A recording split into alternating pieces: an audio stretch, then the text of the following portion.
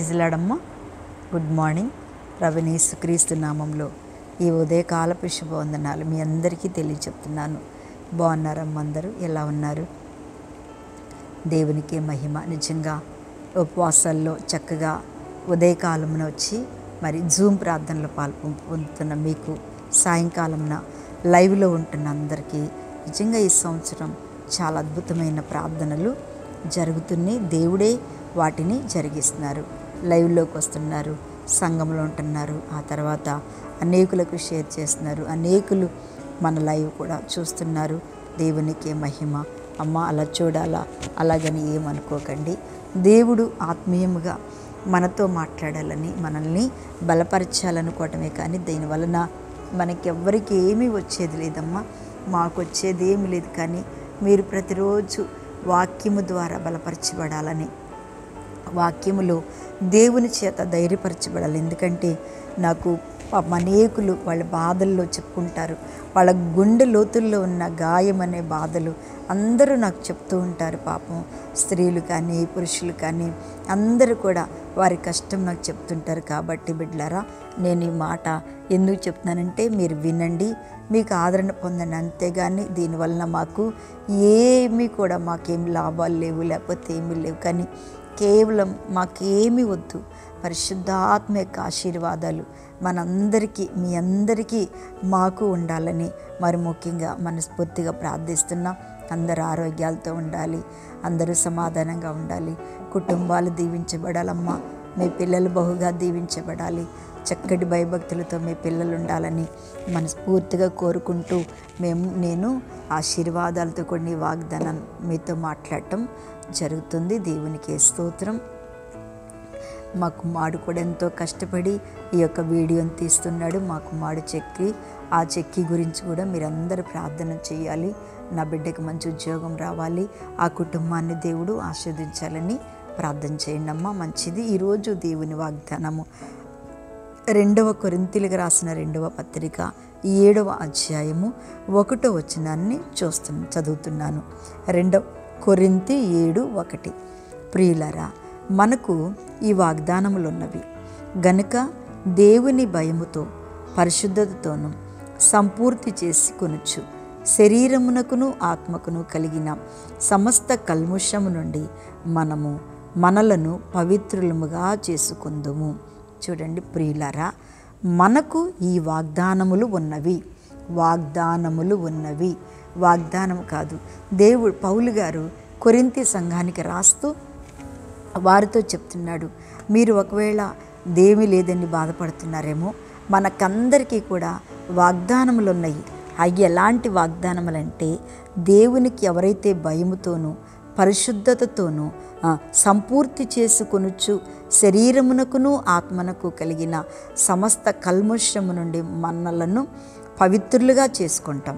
ఎప్పుడైతే మనం ఇలా పవిత్రులుగా చేసుకుంటూ పరిశుద్ధతను భయముతోనూ, అంటే భయముతో దేవునికి భయపడినట్టయితే మన సమస్తం కూడా పరిశుద్ధపరచబడి ఉంటాం కదా.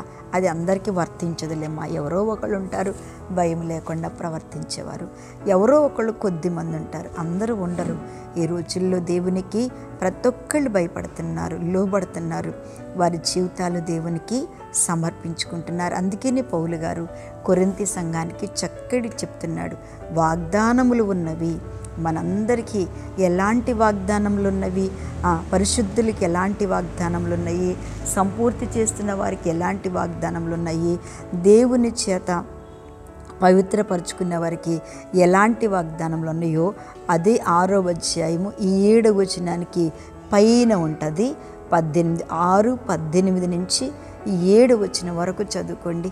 ఎన్ని ఆశీర్వాదాలు ఉన్నాయో, ఎన్ని వాగ్దానాలు ఉన్నాయో, ఆ వాగ్దానాలు చదివి ఆ వాగ్దానాలను పౌలు గారు జ్ఞాపకం చేసుకుని 7వ అధ్యాయం 1వ వచనంలోకి వచ్చేసరికి చెప్తున్నాడు, ప్రియులరా, మనకిన్ని వాగ్దానాలు ఉండగా మనం ఎందుకు భయపడాలి? ఏం వాగ్దానాలు ఉన్నాయో కూడా మీరు ఆ పైన చదువుకున్నట్టయితే మీకు తెలుస్తాయి. అందులో చక్కటి వాగ్దానములు ఎత్తి ఆయన చాలా బాగా చెప్తున్నాడు. అదే 6:11 ఓ కొరింథీయులారా, అదేంటి అరమర లేకుండా మీతో నేను మాట్లాడుచున్నాను, నా హృదయమును విశాలపరచుబడి ఉన్నది, కదా, విశాలపరచబడి ఉన్నది. ఆయన హృదయపూర్వకంగా మాట్లాడుతున్నాడు, హృదయపూర్వకంగా చెప్తున్నాడు, వాగ్దానములు ఉన్నాయి, భయపడకండి.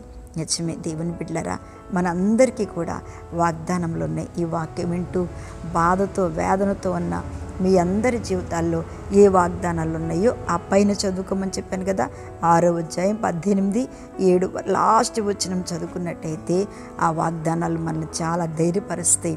మనకి నెమ్మది కలుగుద్ది, సంతోషం కలుగుద్ది, సమాధానం కలుగుద్ది. ఓ ప్రభు, నాకిన్ని ఆయనే నాతో చెప్తున్నప్పుడు నేను ఎందుకు దిగులు పడాలి, ఆయనే నాతో చెప్తున్నప్పుడు నేను ఎందుకు ధైర్యాన్ని విడిచిపెట్టాలి అని మనందరం కూడా చాలా చాలా ధైర్యంతోనూ నిలబడగలుగుతాము. అందుకని అంటున్నాడు, మీరెవ్వరు కూడా దేవుడు వాగ్దానం సంపాదించుకోవాలంటే ఏం చేయాలంట, శరీరమునకును ఆత్మకును కలిగిన సమస్త కల్మషము నుంచి విడుదల పొందుకోవాలి కదా. శరీరానికి ఆత్మకు చాలా పోరాటం ఉంటుంది. ఎప్పుడు కూడా చూడండి, శరీర పోరాటం వేరు, ఆత్మ పోరాటం వేరు. శరీరం ఎప్పుడు కూడా లోకానుసారమైన పోరాటాల్లోనే ఉంటుంది, కానీ ఆత్మానుసారమైన పోరాటము ఎప్పుడు కూడా లోకానికి వేరుగా జీవిస్తుంది. అదే దేవుడు మనకిచ్చినటువంటి వాగ్దానములు. ఆయన మనల్ని ధైర్యంగా ఉండమని ఆ శరీరమునకును ఆత్మకు మనం ఏం చేయబడాలంట, వేరు చేయబడాలి. అందులోనే పవిత్రులంగా మనం ఉండాలి. ఆ పవిత్రత ఎప్పుడైతే కలుగుతుందో శరీరము లోబడుతుంది, ఆత్మ కూడా లోబడుతుంది. అప్పుడు ఈ వాగ్దానములన్నీ మనందరము కూడా స్వతంత్రించుకుంటాం. ధైర్యం వస్తుంది, నెమ్మది కలుగుద్ది.